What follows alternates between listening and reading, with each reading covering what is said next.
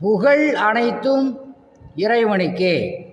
1000 வருடங்கள் வயதளிக்கக்கூடிய வல்ல இறைவனை போற்றி புகழ்ந்து நமது தலைவர் நபி ஸல்லல்லாஹு அலைஹி வஸல்லம் அவர்களினுடைய துவா பரக்கத்தினாலும் யூடியூப் நண்பர்களுக்கும் ஃபேஸ்புக் நண்பர்களுக்கும் அஸ்ஸலாமு அலைக்கும் வரஹமத்துல்லாஹி வபரகாத்துஹ்.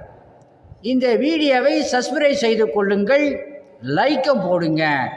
அல்லாஹு சுப்ஹானஹு வ தஆலா உங்களுக்கு சகல விதமான பாக்கியங்களை கொடுப்பானாக. அத்தியாயம் 2 வசனம் 96. அவர்கள் மற்ற மனிதர்களை விட இணை வைப்பவர்களையும் விட இவ்வுலக வாழ்க்கையில் பேராசை உடையவர்களாக இருப்பதை நபியே நீர் நிச்சயமாக காண்பீர். அவர்களில் ஒருவர் தம் 1000 ஆண்டுகள் வயதளிக்கப்பட வேண்டுமே என்று விரும்புவார். அவ்வாறு அவர் வயதளிக்கப்படுவது நரக வேதனையை விட்டும் அவரை தூரமாக்கி வைக்கக்கூடியதாக இருக்காது. இன்னும் அல்லாஹ் அவர்கள் செய்வதையெல்லாம் கூர்ந்து பார்ப்பவனாக இருக்கிறான் அப்படின்னு சொல்லி அல்லாஹ் சுப்ஹானஹு வ தஆலா இந்த வசனத்தில் சொல்கிறான். உதாரணம், 1000 வருடங்கள் இந்த உலகத்தில் நம்ம வாழணும்னு சொல்லிட்டு மக்கள் ஆசைப்படுகிறார்கள்.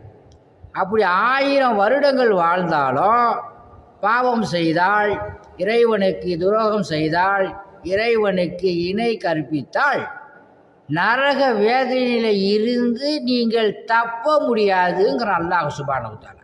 1000 வருஷம் வாழ்ந்தாலும் அப்புறம் சாவதானே போகிறோம்.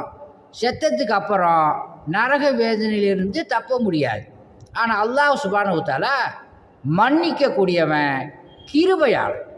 மன்னிப்பு கேட்டால் நிச்சயமாக அல்லாஹ் சுப்ஹானஹு வ தஆலா மன்னிச்சு சொர்க்கலோகத்துக்கு அனுப்புவான்.